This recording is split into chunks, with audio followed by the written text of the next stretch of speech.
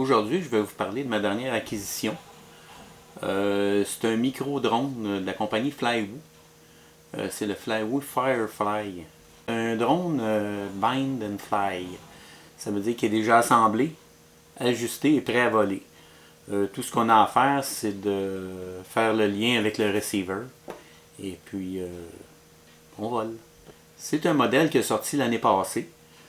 C'est bon de l'acheter comme plus tard, quand un modèle sort.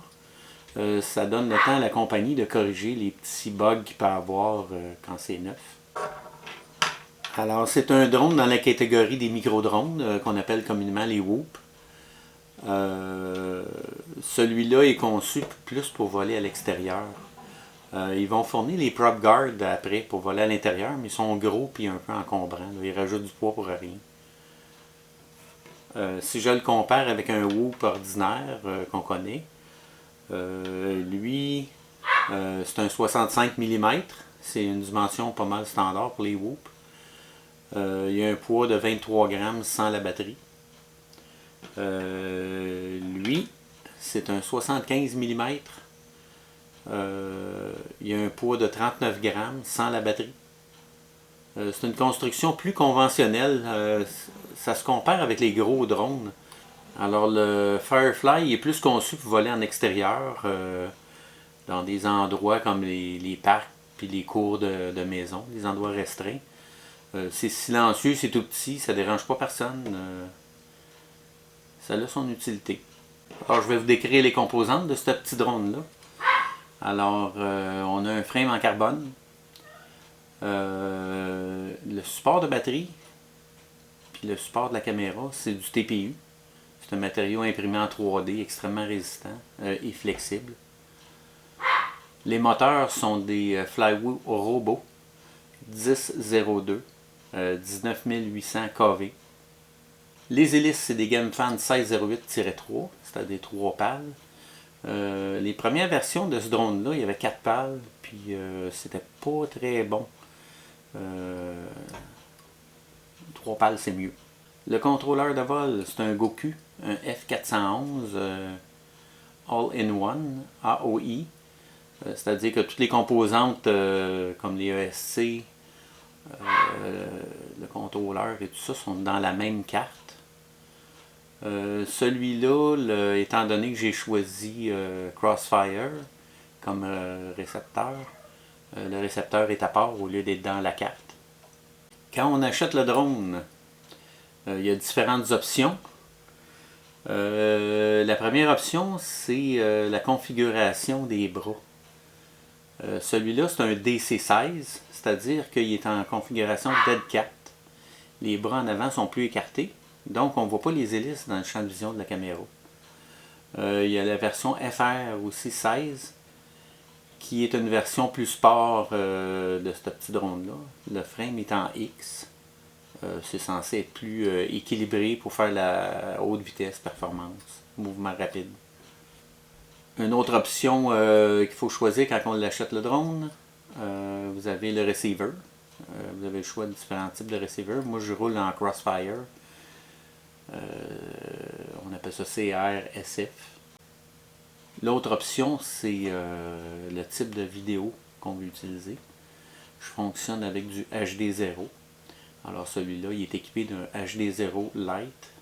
Un autre choix qu'il faut faire aussi quand on achète le drone, c'est d'acheter les batteries. Il y a différents choix de batteries. Les batteries qui vont avec un Whoop, c'est des 300 mAh qui vont avec celui-là. Le 300 mAh peut voler avec celui-là, mais on a de la misère à avoir 2 minutes d'autonomie. C'est un petit peu petit. On peut aller jusqu'à 800 mAh, ce qui est un petit peu trop lourd. Ça va augmenter le temps de vol, mais ça peut handicaper la performance du drone. Mon choix, c'est le 550 mAh. J'ai acheté des batteries Lava qui viennent de Beta FPV. Ce type de batterie-là, c'est un nouveau procédé. Ils appellent ça Z Fold Battery. c'est la façon que le lithium est placé dans l'enveloppe. Ça permet une performance plus élevée. Quand j'ai reçu le drone, j'ai fait quelques petites modifications, comme je fais toujours. Celui-là, il n'a pas été très compliqué à modifier. La première chose que je fais, l'antenne d'origine, qui est une petite antenne linéaire, là, je l'ai remplacée par une TrueRC Singularity. C'est les mêmes antennes que je mets sur les drones plus gros. Ça permet d'avoir un signal beaucoup plus clair, peu importe les obstacles alentours. Puis ça augmente un peu la portée aussi. L'autre modification, j'ai ajouté un buzzer. Évidemment, si on vole à l'extérieur et le drone tombe en quelque part, c'est beaucoup plus facile à retrouver si on l'entend, le bip bip. L'autre modification que j'ai fait, j'ai remplacé la prise de batterie qui est une A30 par une BT2 à 180 degrés. C'est plus facile aussi à brancher, le modèle 180 degrés. Avec les 550 mAh, mon temps de vol est environ 3 minutes. Si je le compare avec le Whoop, 300 mAh avec une petite machine comme ça, mon temps de vol est de 2 minutes. Alors, 3 minutes, c'est assez bon. C'est une bonne autonomie de vol pour ce type de machine-là. D'origine de compagnie, le drone est programmé sous Betaflight. Le tune est parfait. J'ai volé avec, puis il n'y a rien à modifier. Ça fonctionne très très bien. En gros, le seul petit inconvénient que j'ai trouvé, c'est l'angle de la caméra, qui est non ajustable. Est environ à 15 degrés, ce qui n'est pas très agressif là, pour voler vite. Mais par contre, c'est quand même acceptable. Là. Le drone, il vole bien. Puis quand on va accélérer, c'est sûr qu'on penche un peu plus. Là, on vole plus le sol, mais en gros, c'est bien. Le range, c'est-à-dire la portée de la machine, celle-là avec Crossfire, pour ce qui est du récepteur, la portée, on s'en occupe pas. C'est vraiment plusieurs kilomètres. Alors, cette machine-là, on n'ira jamais si loin que ça. Même avec mes autres drones, j'ai pas à me soucier de perdre le contact. Même que ça va contourner plusieurs obstacles. C'est quasiment impossible de perdre le signal. Côté vidéo, c'est un petit peu la même chose. Ce drone-là, avant de perdre le signal, il faut aller assez loin, puis je n'irai jamais aussi loin que ça avec ça.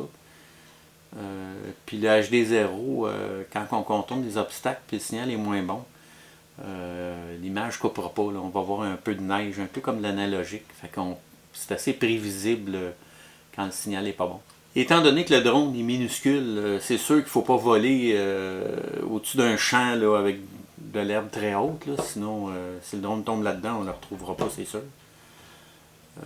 C'est fait pour aller dans les parcs avec du gazon coupé. Là. Des endroits où on peut retrouver la machine si jamais elle tombe au sol. Alors, c'est un bon ajout à ma collection de drones. Celui-là, c'est comme un Whoop, mais pour l'extérieur. C'est tout petit, silencieux, ça ne dérange pas personne.